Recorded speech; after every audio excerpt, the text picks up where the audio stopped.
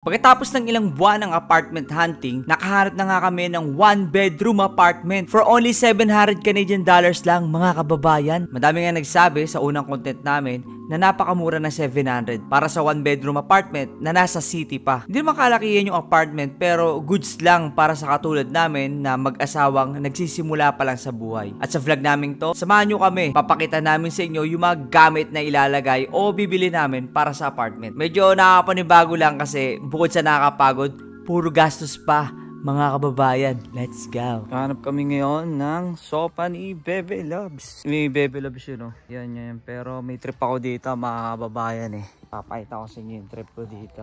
Pero bahala siya, masusunod kasi siya naman nakatoka dito eh. Ang trip ko, medyo mahal to pero reversible to yun. Pwede siyang ilagay doon. Ayun si Bebe Loves to. Bayad na naman, mga kababayan. Ganda rin ito, bro. Maganda rin ang presyo.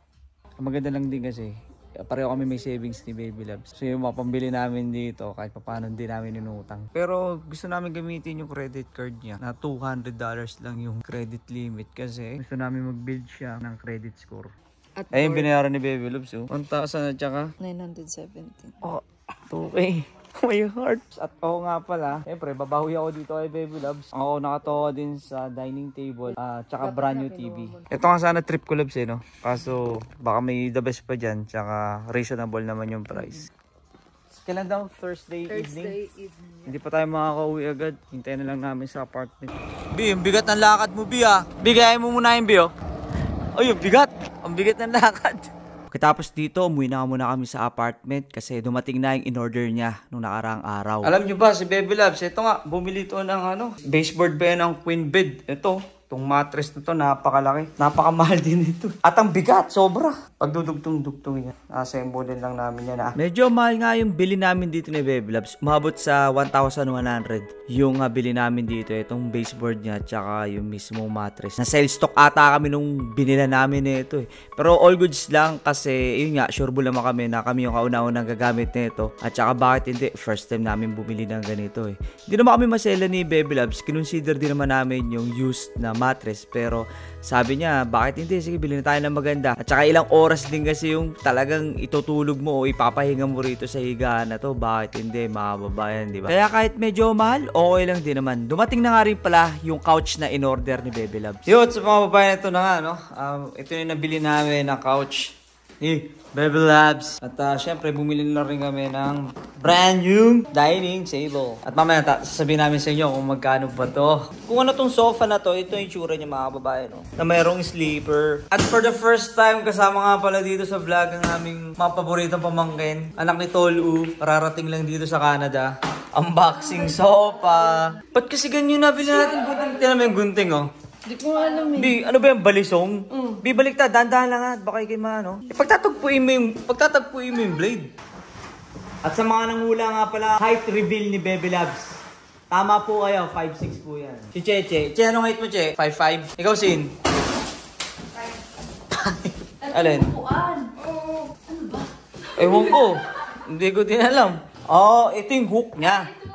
Diyan mo siya ngayon i-hook. Ayun, oh. So nga, testing nga natin. Sleeper daw to eh. Paano to, Sin? Hina naman ni Tito. Sige, ano? Ano yan? Maklas na lahat. At eto nga, napagastos kami ng 1,400 para sa dining table at saka sa sofa. Pare-brand new na lang yung binili namin. Kinonsider naman talaga namin ni Bebe Loves na bumili ng mga used na mga gamit namin dito sa apartment. Pero wala kami mahanap talaga ni Bebe Loves eh. Yung mga panahon na gusto talaga namin na bumili. Ultimo TV nga na gustong-gusto namin eh. Wala kaming mahanap. Kaya eto, ginawa na namin. Bumili na kami ng brand new dito sa Best Buy. Yung gusto kasi namin TV, yung hindi naman kalakihan at hindi rin naman kaliitan. Papag kayo dyan. Papag sir, ma'am, sir, papag. Sabay di kasya to rito. Kasya yan. Sinukat. Buti na nagkasya sa kotse. Eto, umuwi na nga kami kagad at inassemble ko na. Excited buuin yung first TV na nabili namin ni Baby Labs bilang mag-asawa. Yun. Siyempre, pinagana na namin agad yan. At ito pa nga maababayan, may order pa nga kami galing sa Amazon. Sabi namin, ganito pala kapag magsisimula ka sa buhay, ang daming bibilin sa bahay. At nakauwi na kami ni Baby Labs at bubuksan ko na nga din to, yung karagdagang gamit namin dito sa apartment. At bago ko nga buksan yan, papakita ko sa inyo ng isang mabilis yung apartment for the first time. Sa mga bilisan, yan at ito yung pinakasala namin ni Baby Love. Yung nabili namin na couch. Pinili ni Baby Loves yan, mga kababayan. Medyo magulo pa ngayon kasi hindi po kami sure mga gamit-gamit namin dito. Ito ang aking computeran. Diyan ako mag-edit. At hopefully, dito natin makuha yung silver play button. Yung kwarto namin ni Baby Loves at ito nga yung CR. Siyempre, di ko napapakita sa inyo sa loob ng kwarto. At ang aming table. Si Baby Loves, mga kababayan, nagluluto ng hapunan namin. At baon kinabukasan. Baby Loves, Chef! Ano mo niluluto natin, Chef? Ang niluluto natin ay sweet ampalaya. Yun! Sweet ampalaya! Para maiba naman. Kasi lagi sinasabi nila mapait. Ito, sweet ampalaya. Ito, nakapagluto na rin ako kagabi ng adobo sa asin. Adobo sa asin. Kahit isang taon pa ito, hindi ito. I-stock yan. I-stock na lang namin sa rep yan, mga kababayan, para whenever Baby Loves gets tired, hindi na siya magluluto. Magpapahinga na lang. At tulad din ng ginagawa nila, mga kababayan, makikita niyo ito. May nabili na ako. For the meantime, kasi yan muna ginamit. Yung ginagawa din namin to rito, kasi syempre, para maiwasan natin ma-damage yung... Pero isa sa laman nun, mga kababayan, ng box na yun, yung pangharang dyan. Pangharang dyan kasi si Baby Loves talagang trip niyan lagi magluto. So sabi niya, kailangan natin proteksyonan to. Syempre, murang halang to rito, di ba Loves? At ito na nga, bubuksan na natin to, mga kababayan. Isang mabilis, i-assemble na natin natin. Buksan na nga natin, mga kababayan. At maraming salamat nga pala sa mga nag-subscribe, bagong followers, subscribers natin sa YouTube at sa Facebook. So as of now, since lumipat kami dito ni Baby Loves, tuloy-tuloy pa rin yung gastos namin. Yung pagbili ng mga gamit-gamit, gano'n.